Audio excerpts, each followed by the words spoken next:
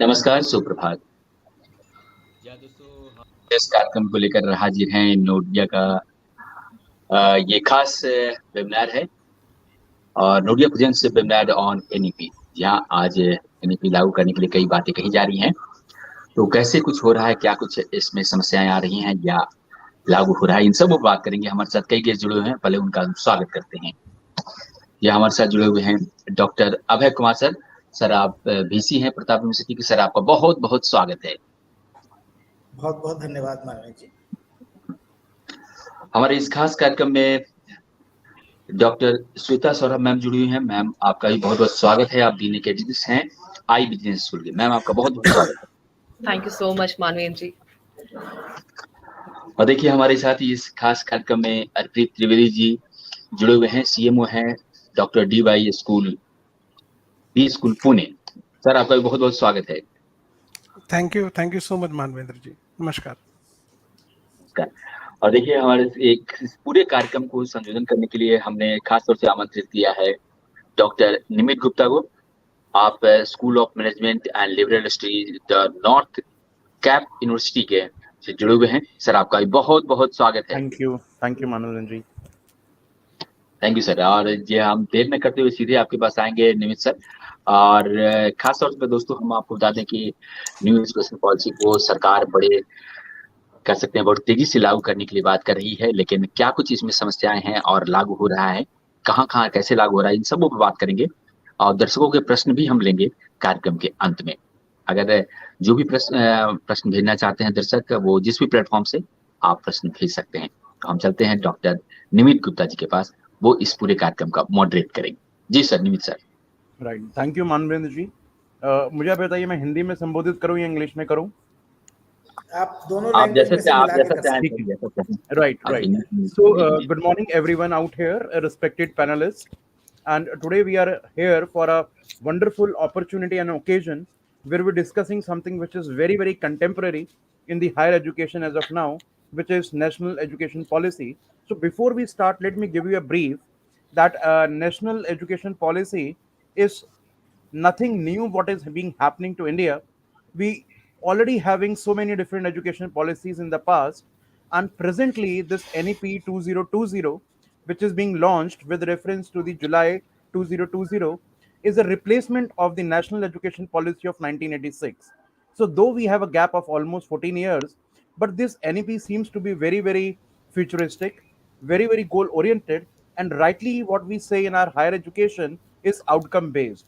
So moving on the similar manner, there are 5 pillars on which this entire NEP is standing on, which includes the accountability, the accessibility, affordability, equity, and quality, with a viewpoint that everyone, irrespective of their gender, irrespective of their location, irrespective of their financial condition, is able to get the desired education in the right sense. So that is what exactly this education policy is all about.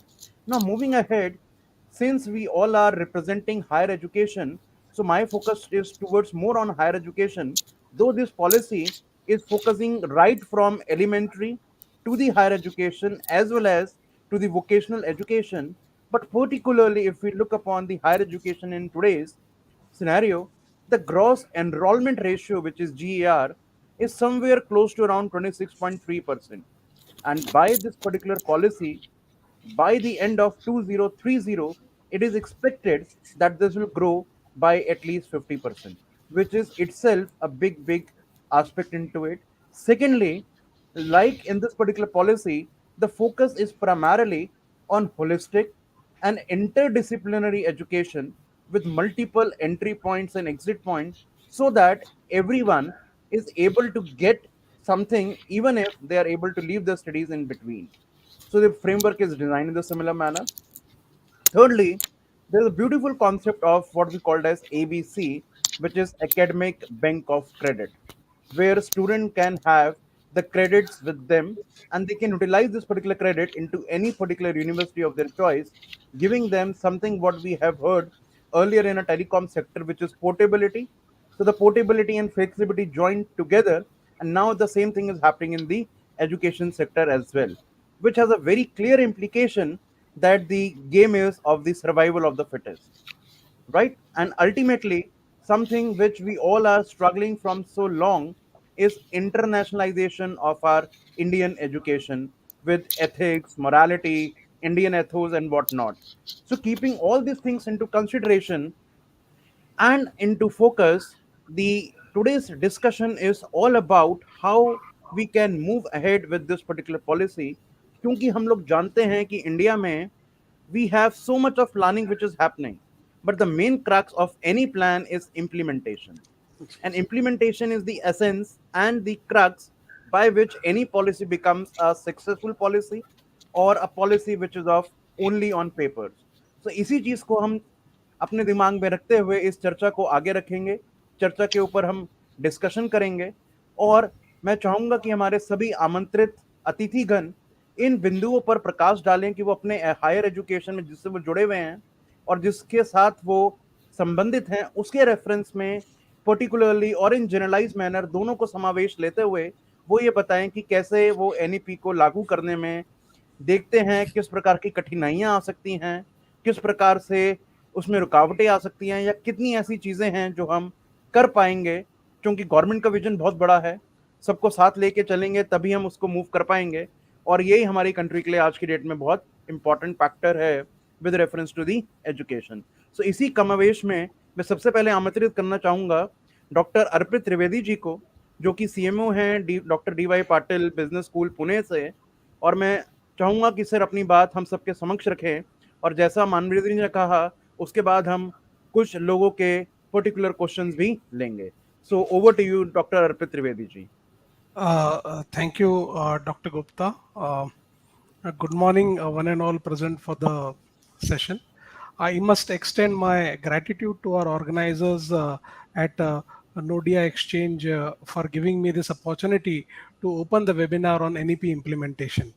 To start with, I'll touch upon the highlights of NEP 2020, although yes, of course, Dr. Gupta has been very kind in giving a brief to all of us, and I'll end my talk with the approach on implementation of NEP at our institute, Dr. Diva Patil, what we are doing. It is quite some time since the announcement of National Education Policy 2020. Some of the institutes are trying to understand the policy, and some are trying to pick up some of the aspect of NEP and start working on it. As we know, NEP 2020 is the first education policy of the 21st century that replaces 34-year-old National Policy on Education 1986. And yes, of course, the foundational pillars of this policy is access, equity, equality, affordability, and accountability. The primary goal of NEP 2020 is to transform India into a vibrant knowledge society, global knowledge superpower by providing education that is more holistic, flexible, and relevant, suited to the needs of 21st century, and that brings out students' unique capabilities to public at large. In my opinion, some of the highlights important that should be noted in this forum is the policy advocated the broad-based multidisciplinary holistic education with flexible curricula, creative subject combination, vocational integration, and multiple entry and exit points with appropriate certifications. NEP also proposes establishing an academic bank of credit for digitally storing academic credit earned by the pupil. It is well known that excellent research is a prerequisite for outstanding education and development. NEP proposes establishing National Research Foundation as an apex body for fostering a strong research culture and building research capacity across higher education. All higher education institutions face multiple challenges because we all need to comply to different regulatory bodies. NEP proposes a solution and focuses on establishing Higher Education Commission of India as a single overarching umbrella body for entire education, higher education, excluding, yes, of course, medical and legal education. Higher Education Commission of India will have 4 independent verticals: National Higher Education Regulatory Council for regulation, General Education Council for standard setting, Higher Education Grants Council for funding, and National Accreditation Council for accreditations. NEP makes recommendations for motivating, energizing, and building the capacity of faculty through clearly defined, independent, transparent recruitment, freedom to design curricula pedagogy, incentivizing excellence, movement into institutional leadership. NEP 2020 also proposed a national mission for mentoring to be established with a large pool of outstanding senior retired faculties, including those with the ability to teach in Indian languages, who would be willing to provide short and long term mentoring, professional support to university and college teachers. NEP 2020 also proposed the National Education Technology Forum to provide a platform for the free exchange of ideas on using technology to enhance learning, assessment, planning, and administration. Appropriate integration of technology into all levels of education will be done to improve classroom processes, support teacher professional development, enhance educational access for disadvantaged groups, and streamline educational planning, administration, and management. To ensure the preservation, growth, and vibrancy of all Indian languages, NEP recommends setting up an Indian Institute of Translation and Interpretation, strengthening of Sanskrit and all language departments in higher education institutions in India, and using mother tongue local language as a medium of instruction in more HEI programs. NEP focuses on the internalization of education through institutional collaboration, students and faculty mobility, and allowing entry of top world ranked universities to open campuses in our country. NEP 2020 also focuses on multidisciplinary and a holistic education across sciences, social sciences, arts, humanitarian, and sports as a multidisciplinary world to ensure the unity and integrity of all knowledge under the different institutions.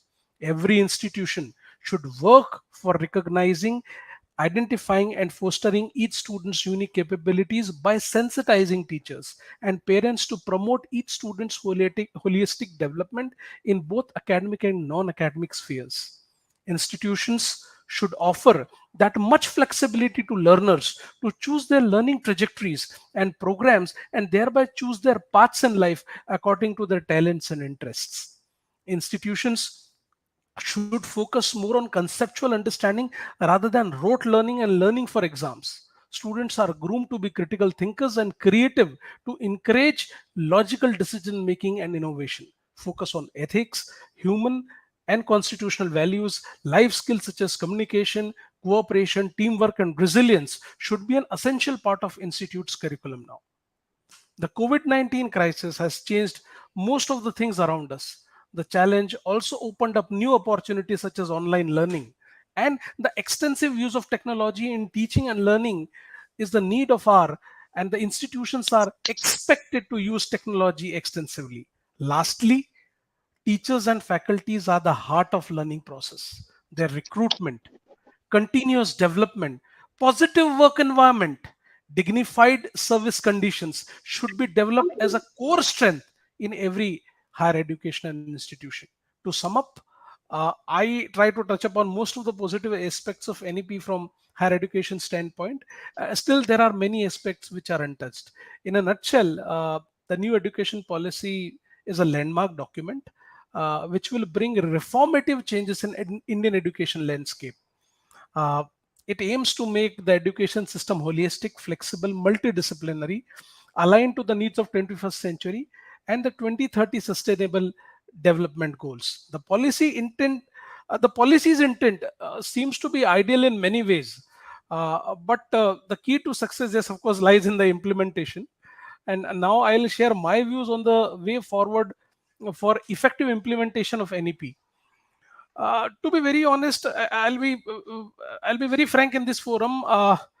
Implementing NEP for any institution will be a gigantic task, and in my opinion, going ahead, what is required that we need to have a roadmap which should complement a well laid out goal oriented document, uh, which has to be broken down into multiple smallest possible time based goals, which are visited, revisited, improved, and corrected multiple times.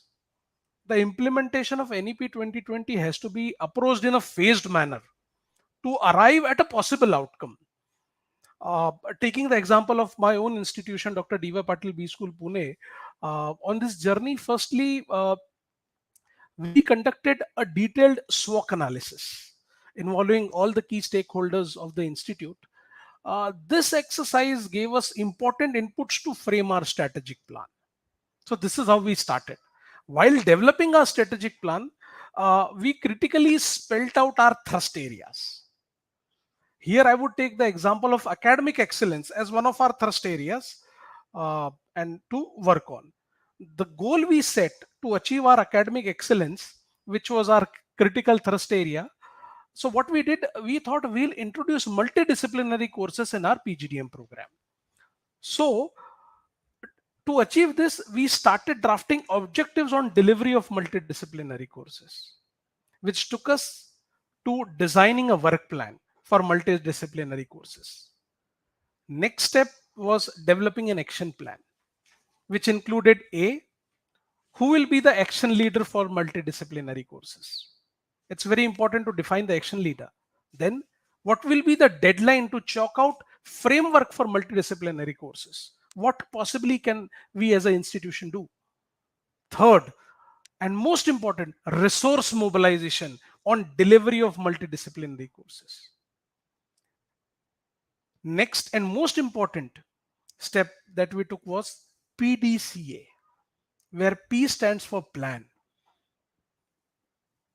D stands for do, implement, try. We tried and we failed a couple of times. We reviewed. C stands for check. We checked, we reviewed, and A stands for action. We put it into action again. So this is, a very progressive journey, our quest on implementing NEP 2020, and this is how we are progressing at Dr. D.Y. Patil B School. I must thank you for your cooperation and your patient audience. Over to the panelists, and I'm open to questions. Right. Thank you, Dr. Trivedi, for your candid observations about not only what exactly the NEP is all about, but also the challenges, and also giving us a brief synopsis of what exactly your institution is trying to do. Specifically, what you said, PDCA, and coming up with to the smallest possible action oriented outcome with a timeline is something which is very, very critical, which is required in order to implement an NEP. What I am thinking is like we all have a deliberation in that I will be throwing one or two questions to each of you, right? So you have to wait for that particular time for your question, right? So thank you very much again, Professor Arpit.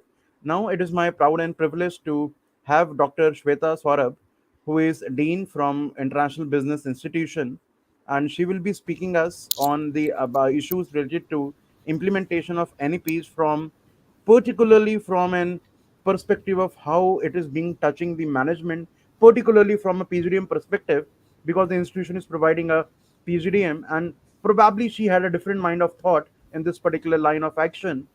With this particular viewpoint, over to you, ma'am. Thank you so much, Dr. Arpit and Dr. Nimit.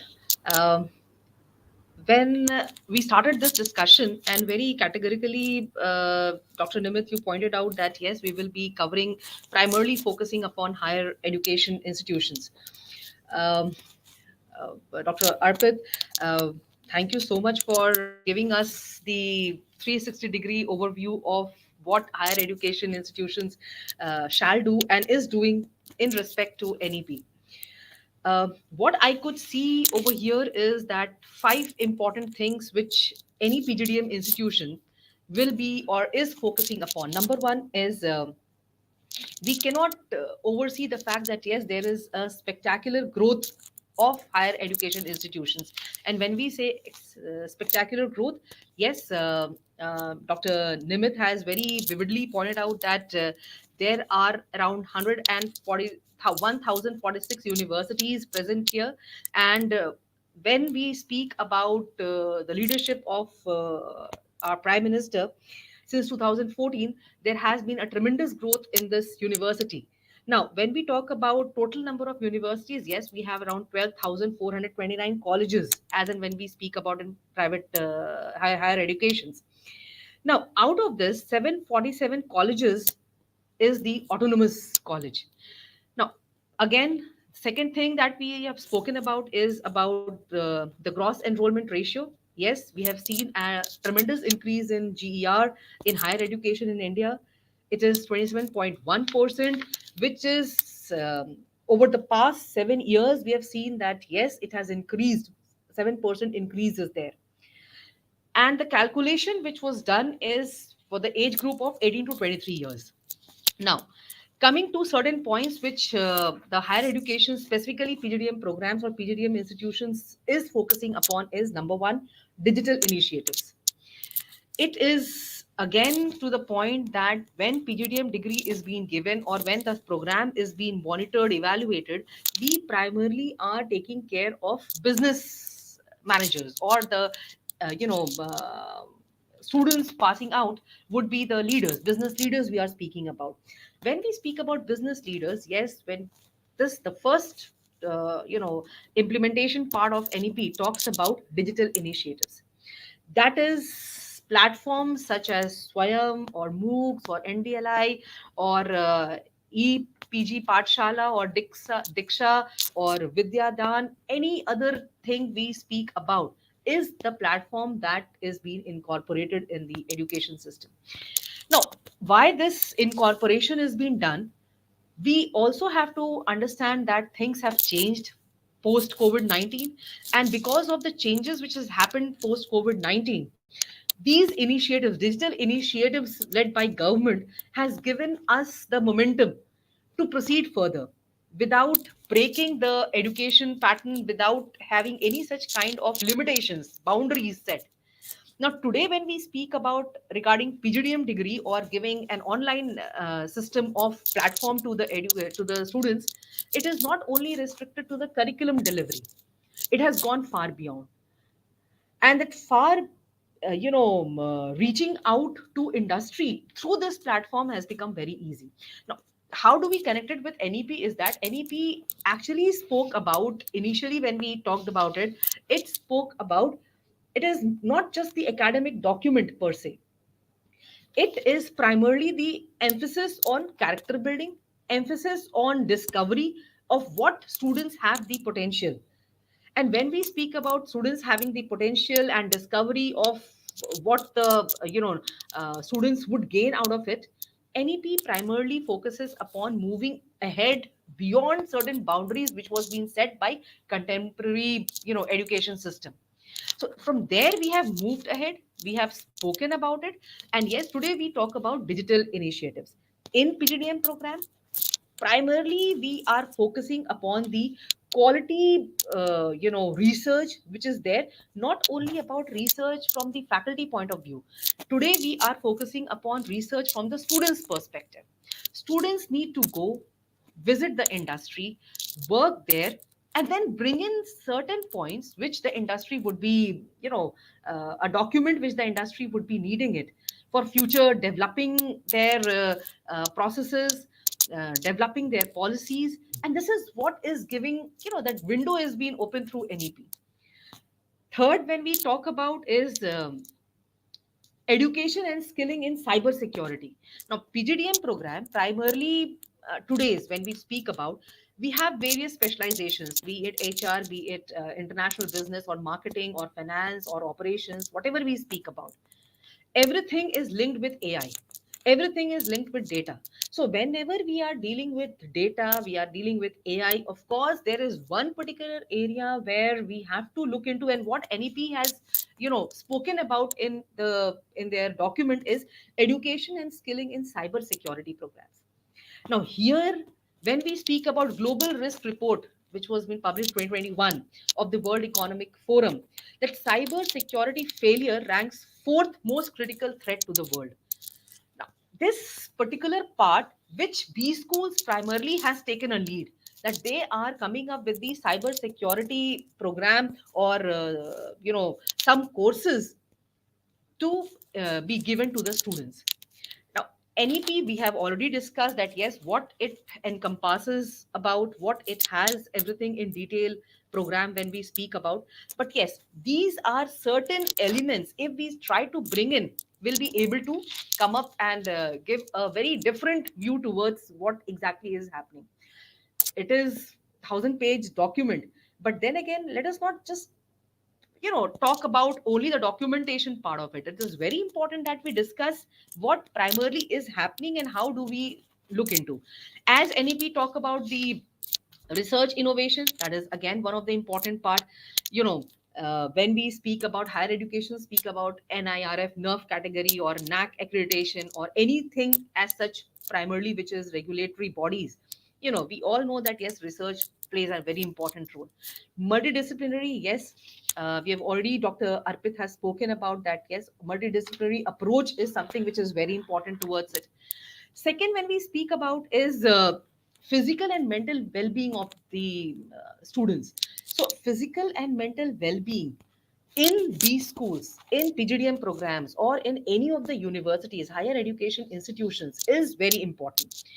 Now, we cannot forget the point that yes, yoga for healthy being or fit India movement, which the government has come up with, or national sports day or healthy India, all these are certain programs wherein Khelo India program again is one of the thing.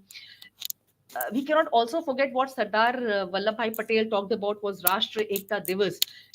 All these things primarily speaks about holistic development. And what NEP is talking about is holistic development. Not only about curriculum change, but also about overall changes in the entire culture of the organization, entire culture of the institution. So the focus of NEP is not towards one particular goal per se, but yes, towards the holistic development of the organization as such.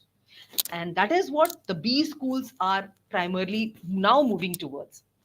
Students, when they join almost every B schools, now I would really would talk about is that we speak at various forums and we have come across life projects, research, summer internship, winter internship, industry, academia interface. All these things is the buzzword. And what is NEP talks about is these things. When we speak about higher education, this is what they're talking about. Yes, at a different UGC level, when we speak about, we have to move ahead and go and talk about, bringing in different universities. All the other education system has to be brought in. Universities and clusters of higher education is to be built. Forthcoming when we talk about industrial revolution. So yes, it is for the skilled job creation. And what these schools and PDDM programs, what we are moving towards is augmenting the employment avenues of our students. So in my area of concern, what it is too much of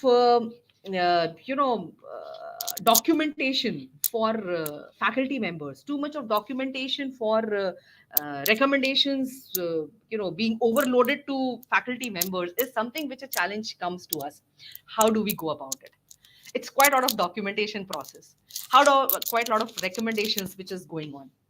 And what we come across as the heads of the institution is that the faculty would come up with their hands are already so full. Implementation part is something which Dr. Arpit has very categorically pointed out is a basic problem. And when we speak about that implementation part, yes, it is the basic problem and we have to have the processes inclined. So processes is something which we need to focus upon. If we create the milestones, if we distribute the work distribution should be done, work breakdown should be done. Yes, it is something which is possible. But yes, processes is something which we have to talk about if we have to implement this NEP. So this is what my per se thought about is. But Dr. Nimit, I would really also talk about the children's education, because we are talking about NEP in higher education that can only be possible if we cater to school children. And school children's affordability and accessibility of getting the primary education is something that is very very important and a crucial matter to discuss upon. So when we speak about having this 5 plus 3 plus 3 plus 4 formula is something which is really required. If that has been taken care of, if that is being dealt with properly, then I think it will create the good foundation, a strong foundation for the higher education system. So this building a strong foundation is only possible if we have a very good elementary education. 5 plus 3 plus 3 plus 4 formula which the government is coming up with or has come up with is something which is the foundation for the B school and the higher education, I would say. So with this, I would like to rest my opinion on this as of now. But yes, open to questions as such. Yeah, thank you, Dr. Saurabh, for your viewpoints. And rightly, you mentioned that the route for higher education goes from the elementary, primary, and the secondary education, no doubt on it. And if we are able to rectify the same, perhaps we will have the better candidates when it comes to the higher education. Nevertheless, the government has its own plan for the primary and elementary level of education as well, right? Which will be having its fruits in the higher education. And rightly, the formula you said for 5 plus and so on and so forth, right? But the big idea over here is what you've mentioned is the digitalization of education with the upbringing of new technology, whether it is AI, VI, or any other particular technology which is cropping up in the education. But at the same time, let me give you an example from my university. I belong to the North Cap University. So though I belong to the School of Management, but in School of Management, my student, whether it is a BBA student or a MBA student, we have an option of something called as an open elective. And this open elective is an elective which is being floated by any other particular school in our university, which is primarily the School of Law and School of Engineering. So a student in the entire course of their BBA or MBA is exposed to two open electives which he or she can choose right away, from music to yoga to artificial intelligence to big data to maybe a criminal law to maybe a psychology or whatnot, right? So perhaps these all are the similar things which we can implement in a face-to-face manner, perhaps will lead to in that particular direction. And rightly said by both of you, Professor Arpit and Professor Saurabh, that it requires a very, very tight, controlled, but effectively monitored planning, which needs that whether it is being implemented in the right way, at the right time, and with the right intention. Right? So that is, of course, the crux for any particular implementation in that particular regard. Now, moving ahead, I am extremely thrilled to have Dr. Abhay Kumar, who is the Vice Chancellor of Pratap University, Jaipur, and also one of my guide for my PhD, right? So my guru, right? So I am using this particular platform to welcome sir, and please bless us with your valuable input, sir. Over to you, sir. Yeah, thank you so much, Professor Nimit, Dr. Sweta, RPG, and most of all, Mr. Manvendra, for having invited me today. It's a distinguished panel, and of course, all of you have dwelt upon most of the important aspects of the National Education Policy 2020, and especially uh, the point which Dr. Sweta and maybe Dr. Arpit had also raised. We draw our pool of students from the schools. So even if we are implementing the new education policy in the higher education institutions right now, in the years to come, the quality of students who emanate from the schools to us, that would alter the face of the entire education sector in the years to come. Now, the new education policy, as we have all known, deals with school education, higher education, it comprehensively and provides key targets and fundamental overhaul of the entire system. Now, we recognize that over 85% of a child's cumulative brain development occurs prior to the age of 6. Now, if that is true, then to ensure healthy brain development and growth, the current form of the 10 plus 2 system was modified to be 5 plus 3 plus 4 structure, with a strong base of early childhood care and education. Now, we also know that the policy aims that a pupil-teacher ratio in schools should be of under 30:1. It's not going to be easy for the schools right now, but it will be ensured at the level of each school, which is 25:1 for the socio-economically backward areas. Because somebody had just put a question as to what about rural areas, and that is a definitive question which we have to touch. We are not only belonging to cities like Delhi, Mumbai, Calcutta, or even to the mid-segment cities. The most of the population belongs in the suburbs and the rural areas. So what about them? So let's talk about the policy which prioritizes bringing the children back into the education fold.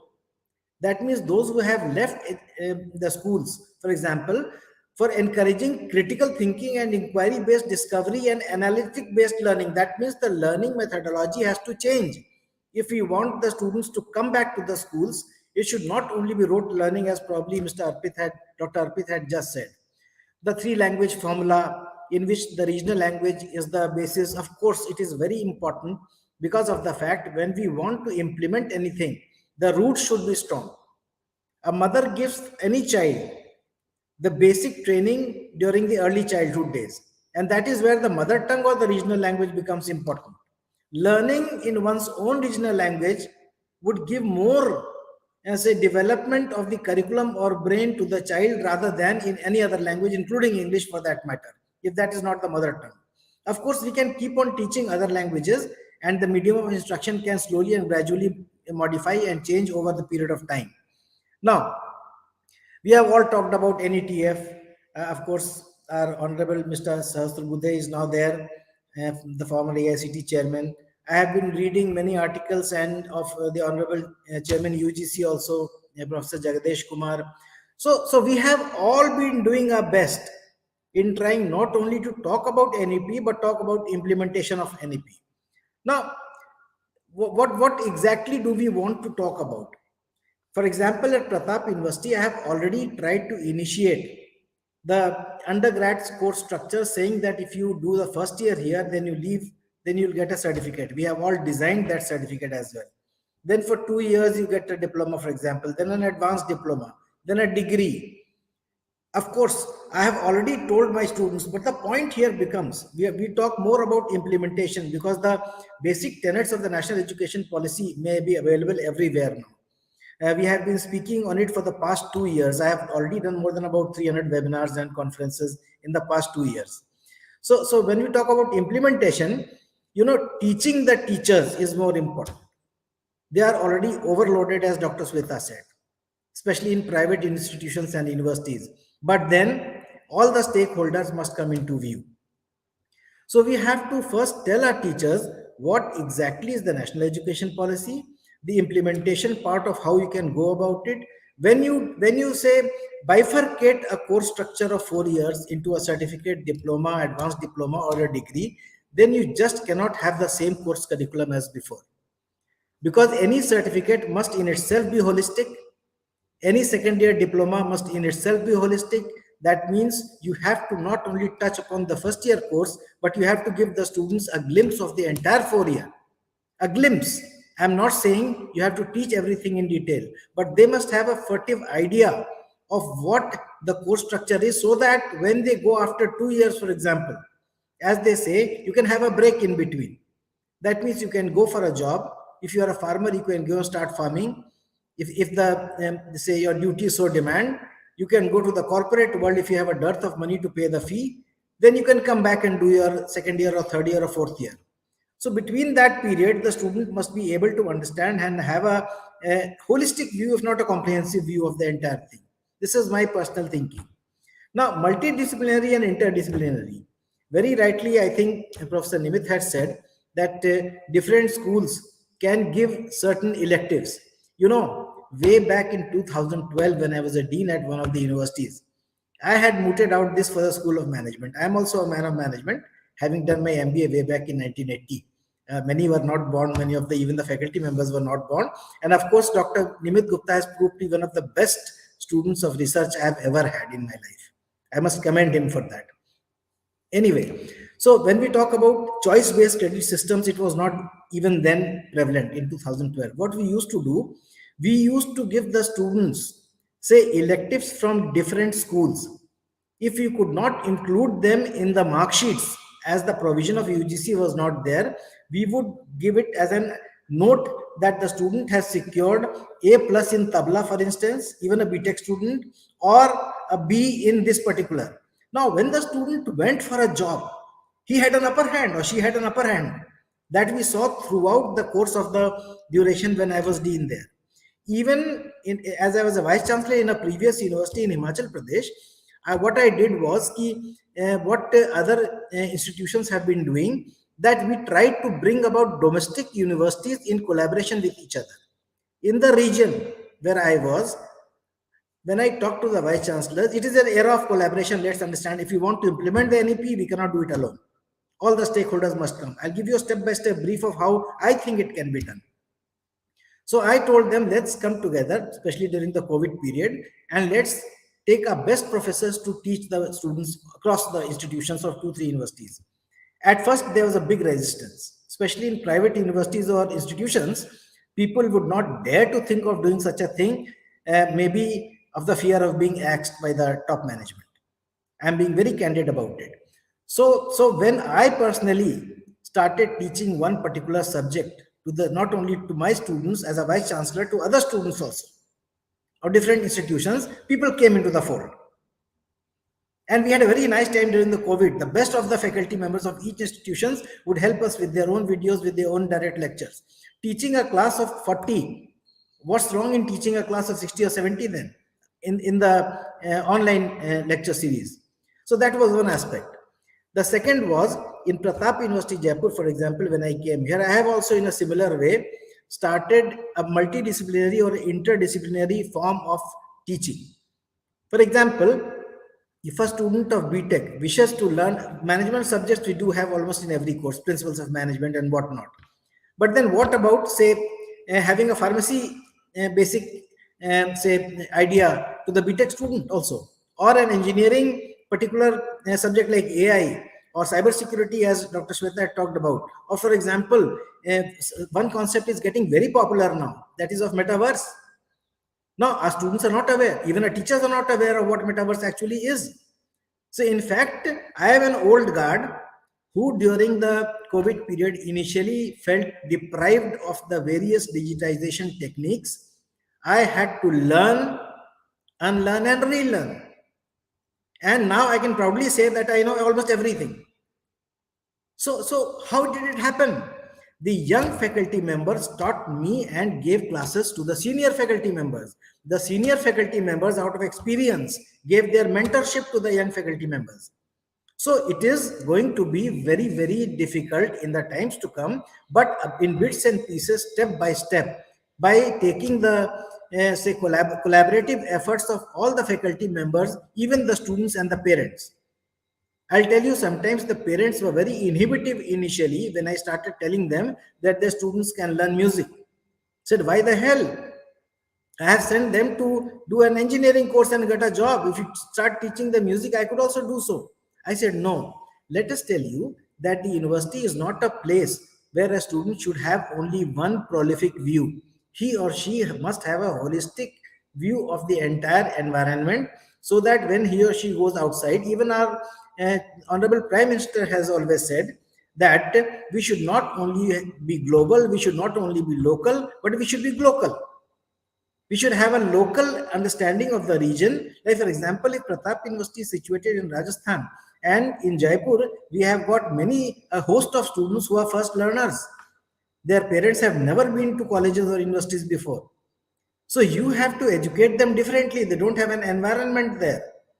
So what I mean to say is that a collaborative effort of the parents, teachers, stakeholders of different aspects like faculty members, even the lawmakers, everyone has to come into place. And I'm very proud to say that now, whenever I talk to people, distinguished academicians like you, I can see that yearning in each one of us to do something for the masses. And that is mentorship, in fact. I am a very big proponent of the Guru Shishya Parampara of ancient India. I can tell you, there is nothing like it. We call it mentorship, you can call it teacher guardian in schools, whatever you may call it. But if we handhold the students, for example, if we talk about Make in India, what the Honorable PM has said, how could the students understand? We have to give them, okay, in management, I know we will give them a business idea, give them business plans. They'll go and you can give them a seed money. But then sometimes most of the initiatives fail in the first 3 years. Why? So the reason being that they have come to understand everything, but they're not being hand-holded during those 3 years of time. Now, I'll give another example. We have been talking about Bloom's taxonomy. We have been talking about course outcomes, program outcomes. The last being, what will the student, where will the student be after 5 years from now? We write it on a piece of paper in a 300 or 400 or even a 10-page file. But have we ever ascertained, let me be very candid about it, where the student is now during this 5 years time? We have thousands of students. Can we find out what difficulties did the student have during these 5 years and where exactly is he or she now? We don't know. So what could we do about it? Now, implementation of this national education policy has to consider very small aspects of importance to the student's life. The most important stakeholders for it is the student or the faculty. Without the proper pool of faculty, we cannot teach the students, we cannot mentor the students. And without students being there properly, we can't have proper mentors or faculty members. So it has to be a win-win situation for everyone if we collaborate. And I've started this here also. Now, for example, collaboration. People talk about industry collaboration. Okay, this is what NEP also says. The industry has to be brought in and we have to help the industry and the industry has to help us in return. Now, let me tell you one thing. Probably Dr. Shweta, Dr. Arpit had touched upon research. Now, till now, say about a few years back, there were very few, yearning researchers like Dr. Nimit. Many would just like to add a DR in front of the name because that was the eligibility for becoming a lecturer, professor, or a director or a dean or whatever. Now, the research was mostly limited to the libraries. Why? What is the purpose of research? The purpose of research is actually that it must be translated into a product or service which is for the welfare of the society. That is where industry comes in. The industry has to give us problems for research. And once our teachers and students do that research, that is where we are lacking in India. This is what I personally feel through my experience of the last 39, 40 years of life. That the industry should give us problems and we should, as faculty members and as universities and institutions and institutes, try to solve their problems, give it back to them and let them implement it. If this happens, then I feel that the actual tenets of the national education policy is being properly implemented and the entire scenario would change in the coming years. There is always, I must not say so distrust, that would be a very harsh word, but a word of caution between education institutions and industry. That means the industry people, if you send them for students for internship, it would mostly be on the basis of a certificate with some different jobs which they might ask the students to do. They wouldn't let them in. Of course, nobody would let them into the annals of the basics of the industry aspects which they would not share with other competitors, for example. And that is where we have to build that trust. They must understand that we, even faculty members, should go. We must go on and do MDPs. I have myself been on the board of many industries especially in North India, and I have gone and done some MDPs for them. And these MDPs, rightly as Dr. Shweta and Mr. Arpit probably said, Dr. Nimit also said, that it must be more on a basis that it should create a cognitive ability in each of us. That means we must try not only to psychologically influence them to be better human beings, but to be better individuals in the times to come. I think right now, the distinction between a job and a career has still not been created by us in the institutions. A job is always the first job or a job which you can do. Anybody can get say placement cells. Even we have a very good placement cell. We employ everyone. But I ask my teachers to tell the students that the first job is important for you to build a career. So let's not only think about money. Let's think about the experience and the the aspects which you can study right now so that you have a better career in the next 5 years. So even sometimes students who have got very good jobs in MNCs, I have personally counseled them to go for a startup. Go there, go to Bangalore. There's a good startup I know of, which is going to have a venture capitalist funding them. Go and join them. And today I can proudly say that one of those students who had a very good say job in one of the biggest MNCs globally, that student now has a equity stake in that company, and he is a student. I must not only monetarily say so, he is a student in crores. So and he's very satiated also. So what I would personally dwell upon is when we try to implement any education policy, let's understand the practical difficulties which come with them. Then the major point of conflict, for example, becomes the medium of instruction. For example, many students from rural backgrounds, do we have any book of management in Hindi right now?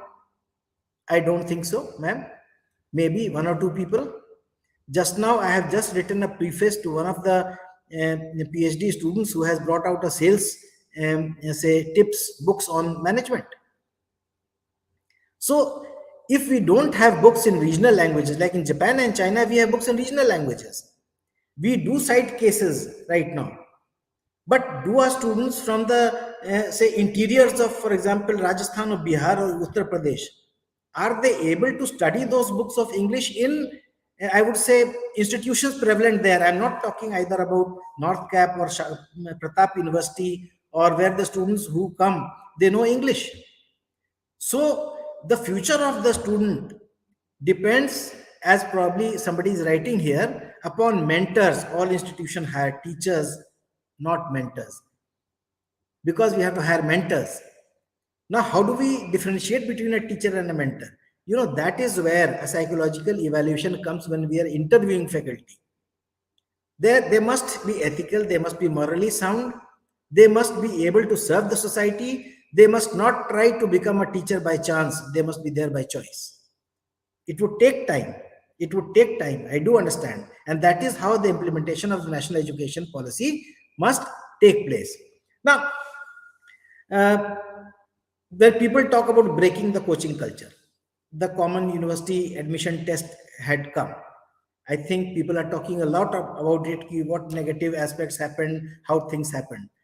Well, when you start with something new, there is always a chance of going berserk. But then we have to mend the ways. It is not that something happened there, that means the entire system goes wrong. We should not say that. We should try to find out, just like in entrepreneurship, when we try to find out where we went wrong in the first year or second year of our say initiative, we must try to find out what went wrong with us.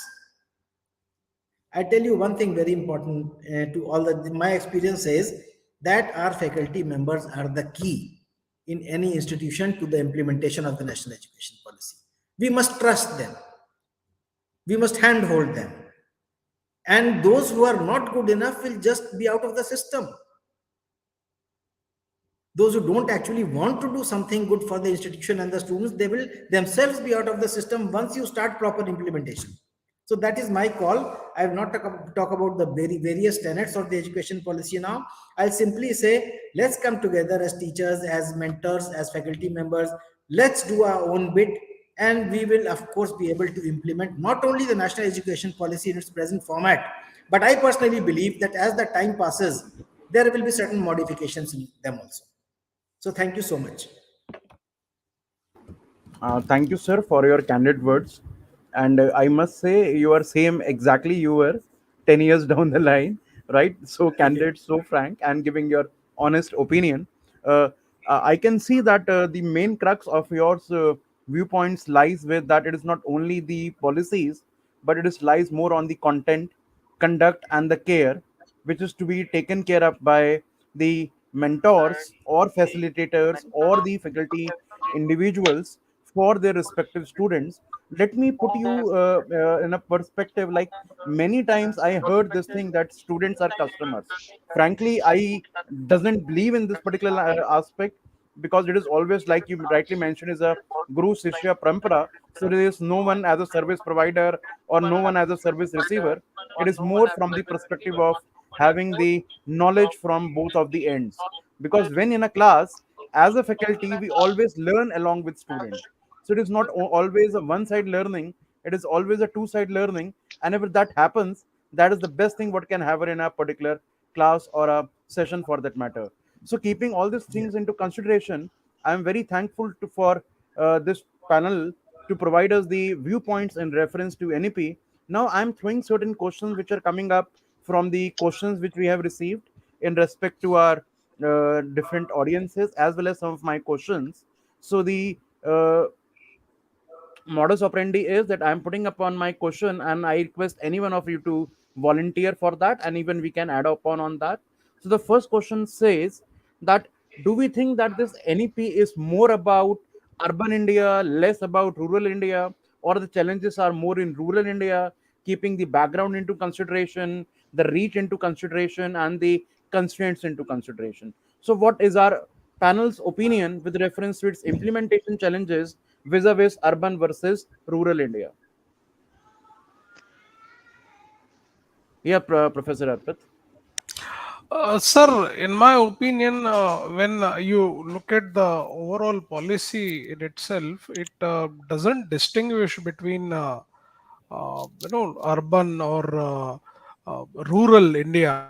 But what I would like to bring to the table is, post COVID, if you see, the newspapers are filled with uh, articles talking about a rise in the rural economy, because what has happened, kids have moved to their hometown, and this is the moment that we should seize the industries, as Dr. Shweta said, honorable Dr. Abhay sir said, as well as you. So this is the right moment. Industry should seize and they should take advantage, because there's a plethora of talent. I see there is the talent lies in rural cities.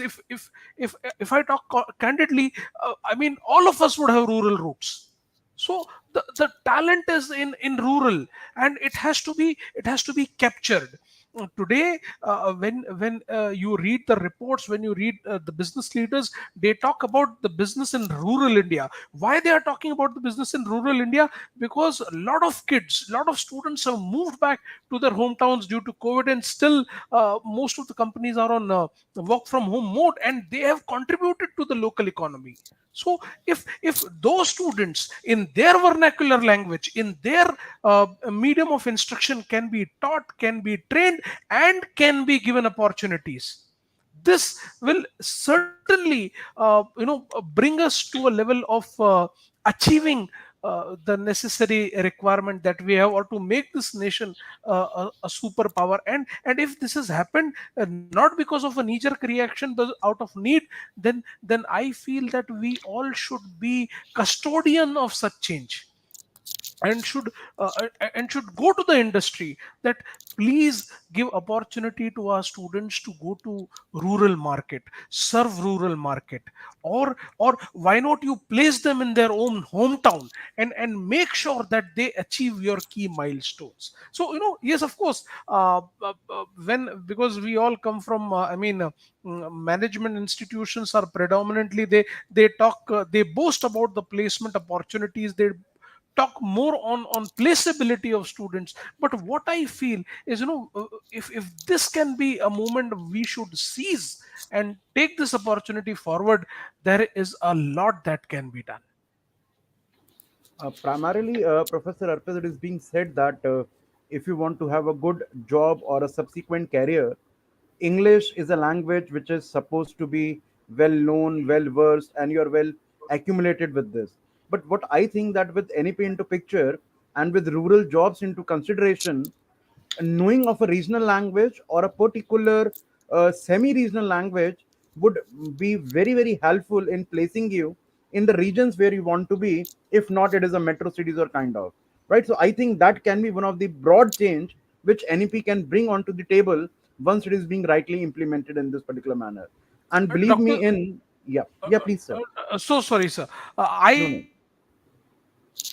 I completely agree with your point. And Dr. Gupta, just if we look around, when I go to my hometown and if I happen to visit some of the stores, and if I meet some manager of a company there, I ask him, भैया आपने कोई management programme किया है, कहाँ से किया है?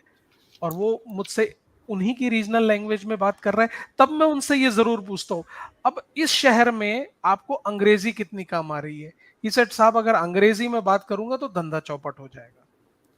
So this is Exactly. practical. This is happening. Exactly. And in One fact, thing all which the I would, companies, yes, ma'am. Yeah. sorry, No, no, ma'am. Dr. Please, Gupta. please, please go ahead, ma'am. Um, Arpit sir just talked about this and has given a light and a direction to, think and focus on the part which actually is something which we have not even covered.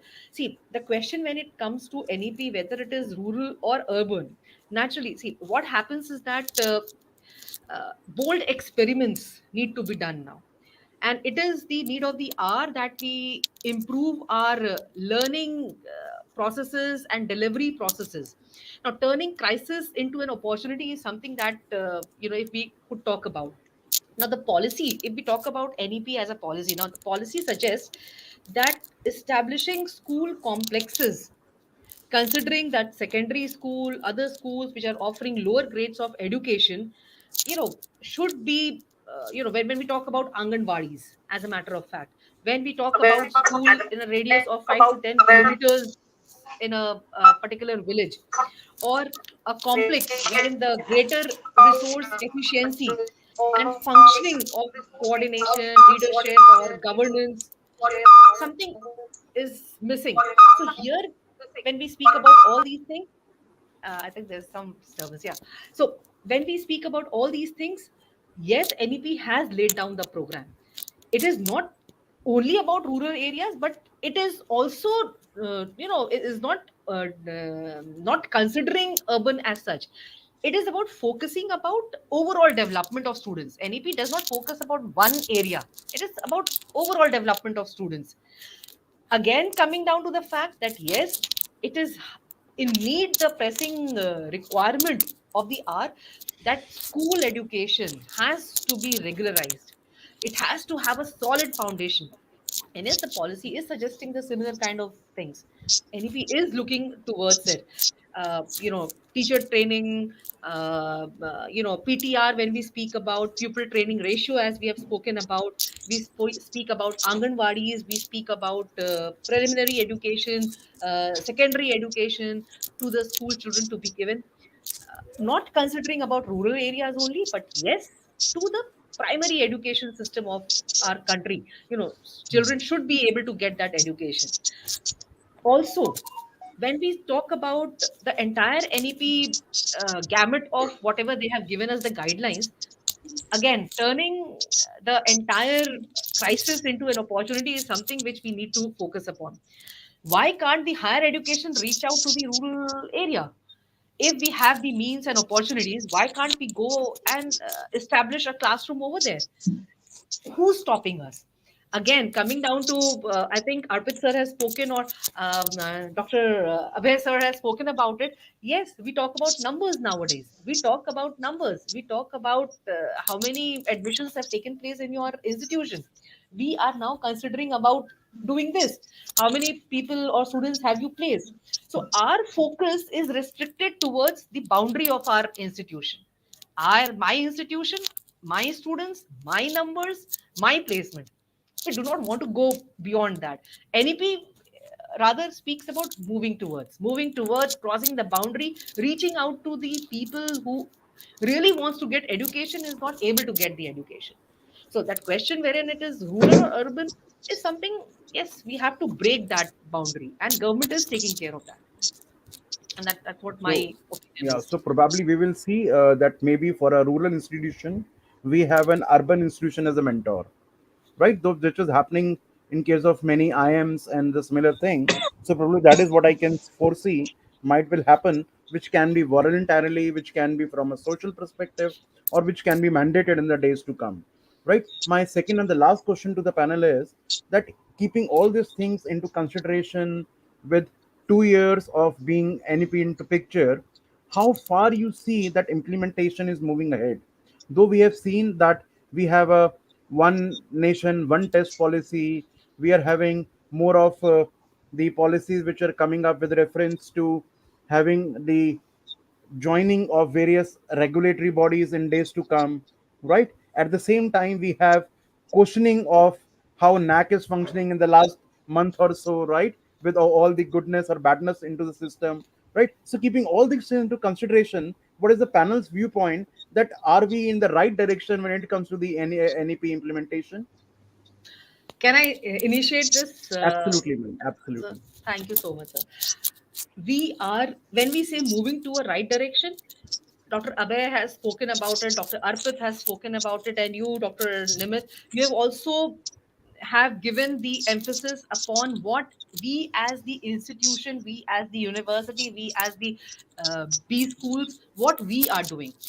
Aren't we implementing it? Yes, we are implementing it. We are implementing it in our ways where we are finding our ways how to implement those policies, where to fit in, so that the bigger mass, the bigger crowd, the society can primarily benefit out of it. We are doing that. Number one, processes is required. Yes, to the fact that Dr. Arpit has spoken about, we need to build in the process, we need to break down the entire work into small forums, we need to create a roadmap, and then we need to move ahead about it. And that is what we are doing.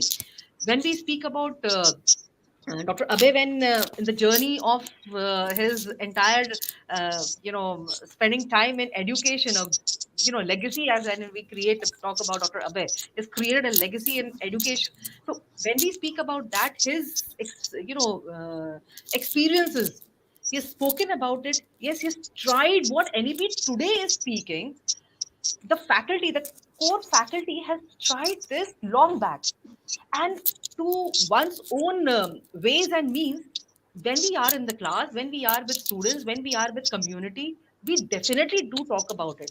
Yes, when we talk about implementation about it, yes, there are certain, the groundwork of documentation which is to be done, some processes now to be followed. Things have become easy, at the same time has become more complex. We are in a horde, we are in a rat race of implementing NAC, I would say. My college has implemented so many points in NEP, my college has done this, but what are we actually doing is the matter of fact. So one question which was popping up by, I do not know which particular agency, that art and design is inclusive of NEP or not.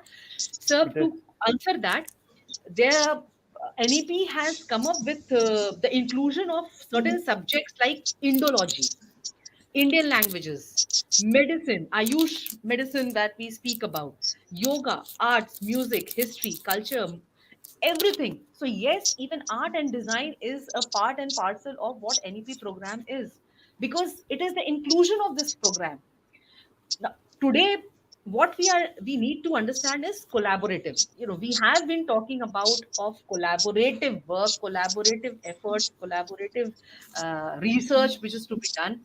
Why only restrict to collaborative research? Can't we have collaborative exchange of students per se? If I would know that Pratap University is good and the students can benefit in some areas of maybe cyber security, why can't I send my students? If I could tell it to sir that, see, I have a very good faculty of analytics, why can't your students come and learn, a tool like R from my faculty? Why can't I say that, yes, even I can move out from my area of domain and move out to your university, stay there for 5 days, and deliver whatever I would like to my students there? If this kind of things would develop, I think this policy that we are discussing for the last 1.5 hours is something that we could get the crux out of it. This is what my thought is on this. Mr. Manvenji, I have a very important meeting. My honorable chairman has. So I would like to leave. बिल्कुल. I'll take your leave, all of you, please.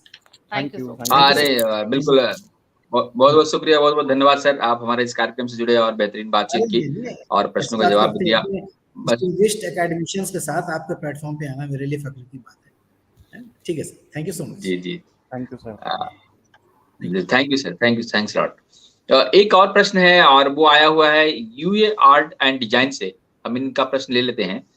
इन्होंने लिखा है, I am a founder of UA creative lines plus UA institute of art and design. चलिए इनके प्रश्नों को हम ले लेते हैं, शायद उसके बाद हम कार्यक्रम को खत्म करेंगे. इन्होंने लिखा है कि माय क्वेश्चन इज, आपके स्क्रीन पर है सर, देखेंगे निमित सर. ये वो क्वेश्चन का भी मैम ने जवाब दिया. श्वेता मैम ने कि art and design is very much included in NEP, और जो एनईपी की लिस्ट है वो एक्सक्लूसिव है, वो इंक्लूसिव लिस्ट नहीं है. right? And it is an option of an institution or a university to include anything and everything what is possible on this earth. So ये हम अपने दिमाग से निकाल दें कि जो NEP है वो सिर्फ कुछ पर्टिकुलर कोर्सेज तक ही लिमिटेड है, वो बहुत फ्लेक्सिबिलिटी प्रोवाइड करने वाला है. अब ये एक इंस्टीट्यूशन के ऊपर है how they use that particular flexibility keeping their target students into consideration. तो हो सकता है किसी यूनिवर्सिटी में आर्ट एंड डिजाइन को काफी बढ़ावा मिले, हो सकता है किसी में कंपैरेटिवली कम मिले, because we can not have exactly one policy for the entire India, because as we see, India is a very very diverse country with very difference of opinions, people, culture and religion in all aspects. तो मेरा मानना यही है कि जो NEP है that will be a game changer in the future. The only thing is, which is rightly said by Professor Abhay sir, that it is not only the faculty who will leave the system if they are not able to tune up with NEP, it is also the institutions. That if the institutions are not able to tune up with the NEP, probably they will be out of the game sooner or later. So on that particular note, I am very very thankful to my panelist, Professor Abhay Kumar, who had just left for an important meeting, Professor Arpit Trivedi and Professor Shweta Saurabh, for providing their valuable inputs and making this panel discussion very very insightful, thoughtful and provoking. And believe me in, this will not be the end for this, but it has raised up many questions in many of us. And it is a world of LinkedIn and social media, so you can have your access to all these panelists in different forums, and you can have your questions with them in different platforms. So with this note, thank you very much, Dr. Arpit ji and Dr. Shweta Saurabh ji, and over to Manvendra ji. जी जी, बहुत बहुत शुक्रिया, बहुत बहुत धन्यवाद ma'am, आपने समय निकाला हमारे इस कार्यक्रम से जुड़ी हैं और बेहतरीन आपने बातचीत की. डॉक्टर श्वेता सौरभ मैम, आपका बहुत बहुत शुक्रिया.